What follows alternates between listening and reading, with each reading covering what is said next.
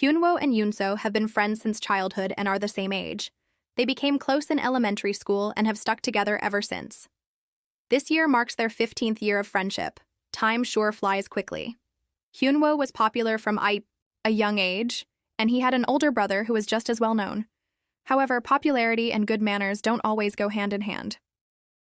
"Congratulations on your graduation, 223, Yoonseo heard from behind her. She turned around and saw Jungwoo. "Thank you, but why 223? She asked, confused. In the second semester of the final exam, out of 247 third-year students, the one who ranked 223 left this at my house. If you were trying to surprise me, you succeeded. It's such an unusual number that I think I'll remember it for a long time." She blushed, feeling a mix of emotions. Even back then, he was tall and handsome. Other girls referred to him as the perfect human. But to her, he was just someone who couldn't even remember other people's names. To be honest, he was quite annoying. Now in the present, they sat at the table, two brothers in front of a girl whose world had just turned upside down. "It's been almost 10 years, right? Go on, say hi." Hyunwoo nudged. "Heh. Hello," Yoonseo said awkwardly. The situation felt a bit weird, but now she understood why he had looked so familiar. He hadn't changed at all, still as tall and handsome as ever. "It's been a while, 223, Jungwoo said in a calm voice. "Well, at least you're not a stalker, so that's a relief." Hyunwoo, not understanding the situation, kept switching his gaze between them. "So, Hyunwoo, you want this kid to stay here for a while?" Jungwoo asked his brother. Yoonso, still trying to grasp what was happening, blinked in confusion. "Are you saying I'll be staying here?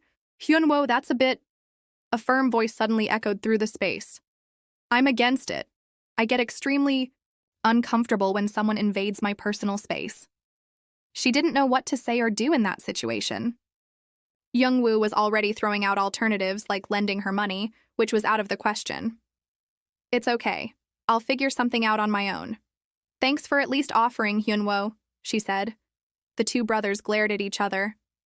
"Yoonseo starts work tomorrow and there's nowhere suitable for her to stay," Hyunwoo said firmly. Jungwoo turned to Yoonseo. "Get a grip. How far are you planning to take responsibility for her? Are you her mom?"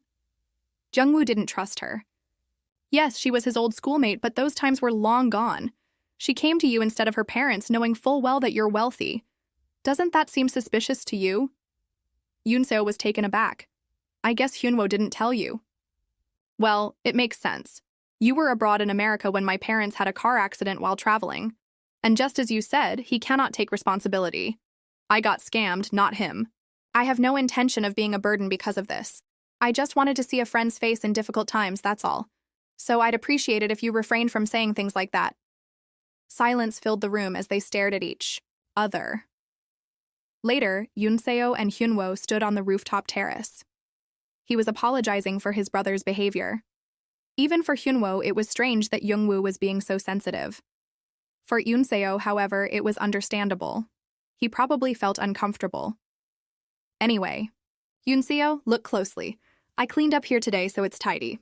It might be annoying to go up and down the stairs, but there's a separate bathroom so you can use it just for yourself," Hyunwoo said, still trying to convince her to stay. "I know it's an incredibly generous offer, given the situation, but I can't repay this. No matter how close we are, this just feels like too much," she admitted, feeling guilty. Hyunwoo reminded her of their middle school days when he had struggled alone, on the verge of going down the wrong path. She had stuck by him even when he was annoying and had looked out for him.